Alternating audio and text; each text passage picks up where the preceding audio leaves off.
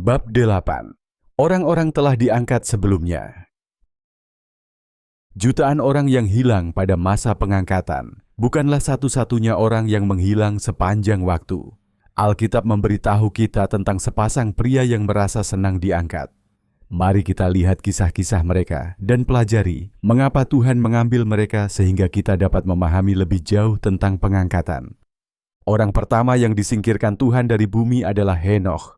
Anda diperkenalkan dengan Henokh di bab sebelumnya. Ingatlah bahwa beliau adalah kakek buyut Nuh yang mengajarkan kebenaran dan menegur para malaikat yang meninggalkan surga untuk meniduri wanita, sehingga menciptakan raksasa dan roh jahat.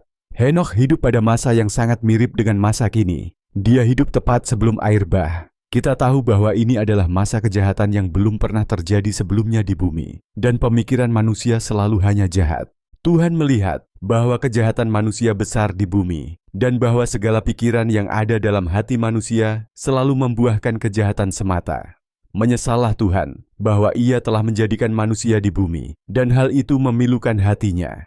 Tuhan bersabda, "Aku akan membinasakan manusia yang kuciptakan dari permukaan bumi, manusia, beserta binatang, binatang melata, dan burung di udara, sebab aku menyesal telah menjadikannya." Namun Nuh mendapat kemurahan di mata Yahweh. Bumi telah rusak di hadapan Tuhan, dan bumi dipenuhi dengan kekerasan. Tuhan melihat bumi, dan melihat bahwa bumi sudah rusak, karena semua manusia telah merusak cara hidup mereka di bumi.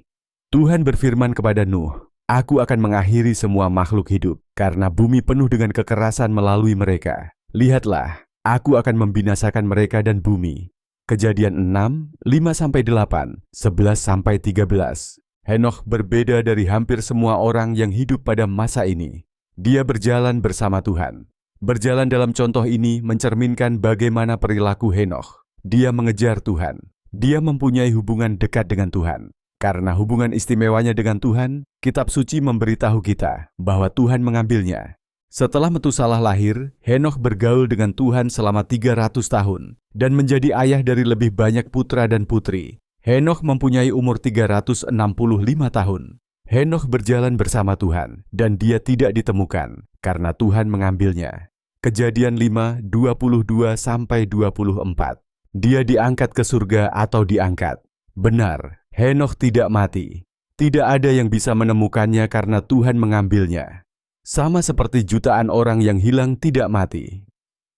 Orang kedua yang Tuhan singkirkan dari bumi adalah Elia. Seperti Henokh, Elia juga sangat istimewa di mata Tuhan. Dia adalah abdi Tuhan. Menjadi orang yang memiliki sesuatu, berarti Anda merefleksikan atau mewakili sesuatu itu. Elia mencerminkan dan mewakili Tuhan. Dia mempunyai hubungan yang begitu dekat dengan Tuhan, sehingga dia bahkan bisa berdoa meminta api dari surga, dan Tuhan menjawab dan melakukannya. Wanita itu berkata kepada Elia, "Sekarang aku tahu bahwa kamu adalah abdi Allah, dan bahwa firman Tuhan yang kamu ucapkan adalah benar." Raja Pertama 17:24. Elia menjawab kepada kapten 50 orang itu, "Jika aku abdi Allah, maka biarlah api turun dari langit dan menghanguskanmu dan 50 orangmu." Kemudian api turun dari langit dan menghanguskan dia serta 50 anak buahnya. Raja Kedua 1:10. Dia adalah salah satu nabi Allah dan hidup pada masa penganiayaan yang mengerikan terhadap umat Allah. Faktanya, Elia adalah satu-satunya nabi Tuhan yang masih hidup pada saat itu karena Izebel, seorang penguasa yang jahat, telah membunuh semua nabi lainnya. Dia sampai di sebuah gua di sana dan berkemah di sana. Dan lihatlah, firman Tuhan datang kepadanya, dan dia berkata kepadanya, "Apa yang kamu lakukan di sini, Elia?" Dia berkata, "Aku sangat cemburu pada Yahweh, Tuhan semesta alam. Fatau Bani Israel telah meninggalkan perjanjianmu, merobohkan mezbah-mezbahmu, dan membunuh nabi-nabimu dengan pedang. Aku, bahkan hanya aku saja, yang tersisa. Dan mereka mencari nyawaku untuk mengambilnya." Raja Pertama 19, 9-10. Setelah Elia menyelesaikan pekerjaan yang Tuhan tetapkan baginya, Tuhan mengangkatnya ke surga dengan cara yang spektakuler. Ketika Tuhan hendak mengangkat Elia ke surga melalui angin puyuh, Elia berangkat bersama Elisa dari Gilgal. Ketika mereka melanjutkan perjalanan dan berbicara, lihatlah, sebuah kereta api dan kuda api memisahkan mereka, dan Elia naik ke surga dalam angin puyuh. Raja. Kedua-dua 1:11. Dapatkah Anda bayangkan betapa kerennya melihat kereta dengan kuda-kuda yang sangat kuat dan semua api datang hanya untuk Anda? Jadi begitulah, Tuhan telah melakukan ini sebelumnya. Dia telah mengangkat beberapa orang di masa lalu. Anda mungkin bertanya-tanya, mengapa Tuhan mengangkat Henokh dan Elia ke surga sebelum tubuh duniawi mereka mati? Nah, Alkitab memberitahu kita bahwa Elia akan kembali sebelum hari Tuhan yang mengerikan itu. Lihatlah, aku akan mengutus kepadamu Nabi Elia sebelum hari Tuhan yang besar dan dahsyat itu datang. Dia akan membalikan hati ayah kepada anak-anaknya dan hati anak-anak kepada ayahnya, supaya aku tidak datang dan memukul bumi dengan kutukan. Maleakhi 4:5-6. Hari yang mengerikan itu juga disebut hari Tuhan di dalam Alkitab. Ini adalah masa murka Tuhan yang terjadi setelah pengangkatan, dan lebih khusus lagi saat murka Tuhan yang dimulai setelah Antikristus menyatakan dirinya sebagai Tuhan di bait suci Tuhan. Jadi Elia akan kembali setelah pengangkatan. Alkitab tidak memberikan pernyataan yang sama tentang Henokh, namun saya berani menebak bahwa dia juga akan kembali berdasarkan beberapa peristiwa yang terjadi di masa depan dan siapa saja yang hadir. Selama masa kesengsaraan, Alkitab memberitahu kita bahwa Tuhan mengirimkan 2 saksi untuk memberitakan Injil siang dan malam. Mereka melakukan ini selama 3,5 tahun. Aku akan memberikan kuasa kepada kedua saksiku, dan mereka akan bernubuat 1260 hari dengan mengenakan kain kabung. Jika ada yang ingin menyakitinya, maka keluarlah api dari mulutnya dan melahap musuh-musuhnya. Jika ada yang ingin mencelakakan mereka, ia harus dibunuh dengan cara ini. Mereka mempunyai kuasa untuk menutup langit, agar tidak turun hujan pada hari-hari nubuatan mereka. Mereka mempunyai kuasa atas air, mengubahnya menjadi darah, dan menyerang bumi dengan segala wabah, kapanpun mereka mau. Wahyu 11:3-5-6. Lantas siapakah kedua saksi tersebut? Mereka mempunyai kekuatan yang luar biasa. Mereka mampu menghentikan hujan, menembakkan api dari mulut mereka, dan seperti Musa, mereka mampu mengubah air menjadi darah dan menimbulkan wabah penyakit. Alkitab tidak menyebutkannya, tapi menurut saya cukup jelas bahwa mereka adalah Henokh dan Elia. Mari kita lihat beberapa petunjuk lainnya.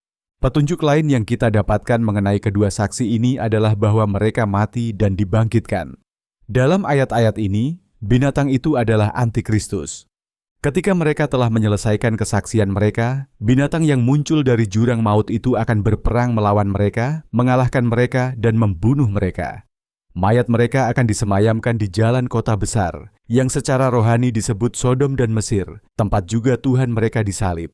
Dari antara bangsa-bangsa, suku-suku, bahasa-bahasa, dan bangsa-bangsa, orang-orang akan melihat mayat mereka selama 3,5 hari, dan tidak akan membiarkan mayat mereka dikuburkan. Mereka yang diam di bumi bergembira karenanya, dan mereka bergembira. Mereka akan saling memberi hadiah, karena kedua nabi ini menyiksa penduduk bumi. Setelah 3,5 hari itu, masuklah nafas kehidupan dari Tuhan ke dalam mereka, dan mereka berdiri. Ketakutan besar menimpa mereka yang melihatnya.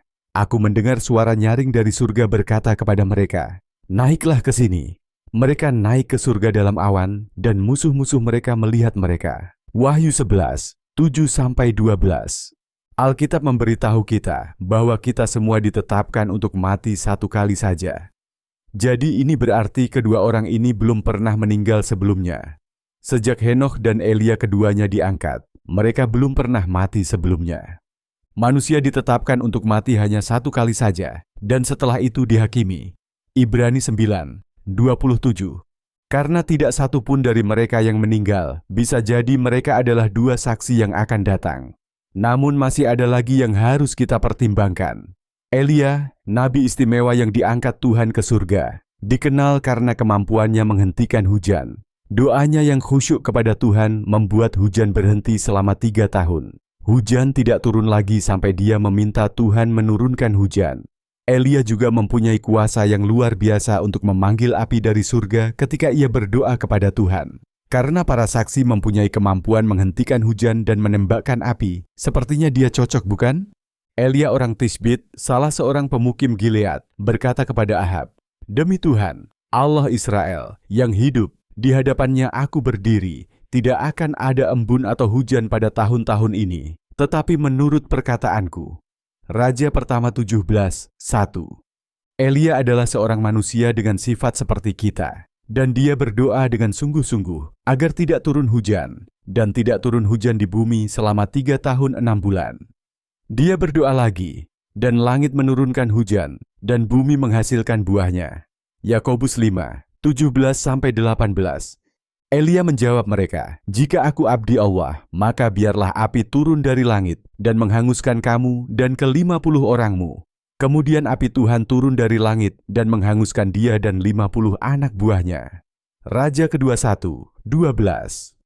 Lantas apa keunikan Henokh yang bisa membuatnya menjadi saksi lainnya? Karena dia hidup sebelum air bah, dia terbiasa hidup di masa yang sangat jahat. Henokh mengenal malaikat-malaikat yang jatuh itu dan mengetahui keturunan iblis mereka. Tadinya roh jahat dari Nefilim dan raksasa. Ketika laki-laki mulai bertambah banyak di permukaan bumi dan anak perempuan dilahirkan bagi mereka, anak-anak Tuhan melihat bahwa anak perempuan laki-laki itu cantik dan mereka mengambil siapapun yang mereka inginkan sebagai istri. Nefilim ada di bumi pada masa itu, dan juga setelah itu, ketika anak-anak Allah datang kepada anak-anak perempuan manusia dan mempunyai anak bersama mereka. Mereka adalah orang-orang perkasa yang sudah tua, orang-orang yang ternama. Tuhan melihat bahwa kejahatan manusia besar di bumi dan bahwa segala pikiran yang ada dalam hati manusia selalu membuahkan kejahatan semata. Menyesallah Tuhan bahwa Ia telah menjadikan manusia di bumi dan hal itu memilukan hatinya. Tuhan bersabda, "Aku akan membinasakan manusia yang kuciptakan dari permukaan bumi, manusia, beserta binatang, binatang melata, dan burung di udara, sebab aku menyesal telah menjadikannya." Kejadian 6, 1-2, 4-7. Kita belajar dari kitab Henokh bahwa dia menegur para malaikat jahat itu. Sebagaimana dia telah menciptakan dan memberikan kepada manusia kemampuan untuk memahami kata-kata hikmah, demikian pula dia menciptakan aku dan memberiku kekuatan untuk menegur para penjaga, anak-anak surga. Kitab Henokh 14:3. Masa setelah pengangkatan, yang disebut masa kesengsaraan, akan sangat dekat dengan masa Henokh dalam hal kegelapan. Sebagaimana yang terjadi pada zaman Nuh, demikian pula halnya pada zaman anak manusia. Mereka makan, mereka minum, mereka menikah, dan mereka dikawinkan sampai pada hari Nuh masuk ke dalam kapal, dan air bah datang dan membinasakan mereka semua. Demikian pula pada zaman Lot, mereka makan, minum, membeli, menjual, menanam, membangun. Tetapi pada hari Lot keluar dari Sodom, turunlah hujan api dan belerang dari langit dan membinasakan semuanya. Lukas 17:26-29. Kita tahu Henokh berjalan bersama Tuhan pada masa yang mengerikan itu, dan dia memperingatkan umatnya akan penghakiman Tuhan yang akan datang. Dia akan menjadi cahaya terang dalam kegelapan seperti itu. Mengenai hal ini juga Henokh, anak ketujuh dari Adam, bernubuat dengan mengatakan, "Lihatlah, Tuhan datang bersama 10.000 orang kudusnya untuk melaksanakan penghakiman terhadap semua orang dan untuk menginsafkan semua orang fasik atas segala perbuatan kefasikan mereka yang telah mereka lakukan, cara yang tidak saleh, dan semua hal-hal sulit yang diucapkan oleh orang-orang berdosa yang tidak saleh terhadap dia." Yudas 1:14-15. Anda mungkin ingat dari bab sebelumnya bahwa Tuhan mengambil malaikat-malaikat jatuh yang tidur dengan wanita dan mengikat mereka dalam kegelapan. Malaikat-malaikat yang tidak menjaga wilayah kekuasaannya yang pertama, tetapi meninggalkan tempat tinggalnya sendiri, telah dia belenggu selamanya di bawah kegelapan menjelang penghakiman pada hari besar. Yudas 1:6. Nah, pada masa kesengsaraan, setan secara resmi diusir dari surga dan diberikan kunci jurang maut. Setan adalah bintang yang telah jatuh. Meskipun dia jatuh dari surga, dia masih mempunyai akses kepada Tuhan. Kami melihat dia kehilangan akses itu di sini. Kini dia terkurung di bumi dan melepaskan teman-temannya yang dikurung oleh Tuhan ribuan tahun lalu. Malaikat kelima membunyikan sangkakalanya, dan aku melihat sebuah bintang dari langit yang jatuh ke bumi. Kunci jurang maut diberikan kepadanya. Dia membuka lubang jurang maut, dan keluarlah asap dari lubang itu, seperti asap dari dapur api yang menyala-nyala. Matahari dan udara menjadi gelap karena asap dari lubang tersebut. Kemudian dari asap itu keluarlah belalang-belalang di bumi, dan kepada mereka diberikan kuasa, seperti kalajengking di bumi mempunyai kuasa. Bentuk belalang itu seperti kuda yang bersiap berperang. Di kepala mereka ada sesuatu yang menyerupai mahkota emas, dan wajah mereka seperti wajah manusia. Rambut mereka seperti rambut wanita, dan gigi mereka seperti gigi singa. Mereka mempunyai pelindung dada seperti pelindung dada dari besi. Bunyi sayap mereka seperti bunyi kereta, atau bunyi banyak kuda yang berlari kencang untuk berperang. Mereka mempunyai ekor seperti kalajengking dan mempunyai penyengat. Di ekornya mereka mempunyai kekuatan untuk mencelakakan manusia selama 5 bulan. Mereka mempunyai malaikat jurang maut sebagai rajanya. Namanya dalam bahasa Ibrani adalah Abaddon, namun dalam bahasa Yunani ia memiliki nama Apollyon. Wahyu 9, 1-3, 7-11. Selain itu, pada masa kesusahan besar, Tuhan melepaskan 4 malaikat yang terikat di sungai Efrat. Alkitab tidak menjelaskan mengapa mereka diikat di sana. Bisa jadi mereka termasuk malaikat jatuh yang meniduri wanita. Bisa jadi mereka juga memberontak melawan Tuhan dengan cara yang berbeda. Apapun kasusnya, setan adalah raja dari semua malaikat yang jatuh dan akan menggunakan seluruh pasukannya untuk menyengsarakan umat manusia. Malaikat ke-6 berbunyi, "Aku mendengar suara dari tanduk mezbah emas di hadapan Allah, berkata kepada malaikat ke-6 yang membawa terompet, 'Bebaskan ke-4 malaikat yang terikat di sungai besar Efrat.' Terbebaslah ke-4 malaikat yang telah dipersiapkan untuk jam dan hari itu, bulan dan tahun itu, agar mereka dapat membunuh sepertiga umat manusia. Jumlah pasukan penunggang kuda adalah 200 juta orang. Saya mendengar jumlah mereka. Demikianlah aku melihat dalam penglihatan itu kuda-kuda, dan orang-orang yang menungganginya, memakai penutup dada berwarna merah menyala, biru eceng gondok, dan kuning belerang. Adan kepala kudanya menyerupai kepala singa. Dari mulut mereka keluar api, asap, dan belerang." Wahyu 9, 13-17. Karena Henokh hidup di bumi ketika para malaikat jahat membuat kekacauan, dia mempunyai pengetahuan khusus tentang mereka dan pengalaman bersama mereka yang tidak akan dimiliki orang lain di planet ini ketika mereka dilepaskan lagi. Dia berkhotbah tentang penghakiman Tuhan sebelum air bah. Jika dia adalah salah satu saksi yang kembali pada masa kesengsaraan, saya membayangkan dia akan memperingatkan orang-orang tentang kejahatan para malaikat ini, membantu orang mengidentifikasi mereka, membantu orang agar tidak tertipu olehnya, dan membantu orang mengatasinya. Henokh mampu berjalan bersama Tuhan pada masa kejahatan yang mengerikan itu. Dia adalah pesaing yang hebat untuk memberitakan Injil selama masa kesengsaraan. Mari kita lihat apa yang dikatakan Matthew Henry tentang kitab suci ini dalam komentarnya yang ditulisnya pada abad ke-18 Masehi. Perhatikan bahwa rujukannya kepada Elia sebenarnya adalah rujukan kepada Elia. Elias adalah padanan bahasa Yunani dari nama Ibrani Elijah.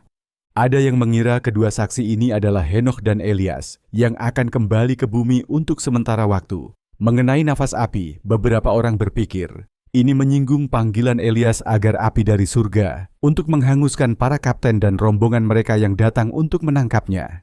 Mereka akan mempunyai akses bebas kepada Allah dan ketertarikan kepadanya. Sehingga, melalui doa-doa mereka, Allah akan menimpakan wabah dan penghukuman kepada musuh-musuh mereka, seperti yang Dia lakukan terhadap Firaun, mengubah sungai-sungai mereka menjadi darah, dan menahan embun-embun di surga, menutup surga sehingga tidak ada hujan yang turun selama berhari-hari, seperti yang dilakukannya pada doa Elias.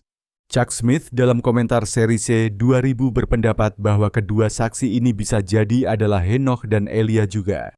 Kita tahu pasti identitas salah satu saksinya adalah Elia. Identitas saksi lainnya belum diketahui secara pasti. Yang lain percaya bahwa Henokhlah yang tidak mati, tetapi diangkat langsung ke surga. Sebab manusia telah ditetapkan untuk mati satu kali saja. Dan dalam perjanjian lama ada 2 orang yang tidak memenuhi janji mereka, yaitu Henokh dan Elia. Maka mereka datang agar mereka dapat membuat janji dengan kematian. Karena kita diberitahu di sini bahwa setelah mereka bernubuat selama 3,5 tahun, maka binatang itu, yaitu Antikristus, mempunyai kuasa untuk membunuh mereka. Dalam bab ini, kita belajar bahwa Tuhan telah mengangkat manusia sebelumnya. Ketika Dia mengambil 2 orang yang berjalan bersama Tuhan di masa-masa kegelapan, Henokh dan Elia. Sebagai pengkhotbah kebenaran pada masa-masa yang jahat itu, mereka sangat cocok untuk memberitakan firman Tuhan pada masa kesusahan besar. Meskipun Tuhan pasti dapat mengembalikan Henokh dan Elia sebagai 2 saksi selama masa kesengsaraan, Dia mungkin tidak dapat melakukannya. Tuhan mungkin membangkitkan 2 orang yang sangat berbeda untuk memberitakan kabar baiknya. Jika Anda masih tertinggal setelah pengangkatan, Perhatikan peringatan kedua saksi ini dan datanglah kepada Tuhan sebelum terlambat.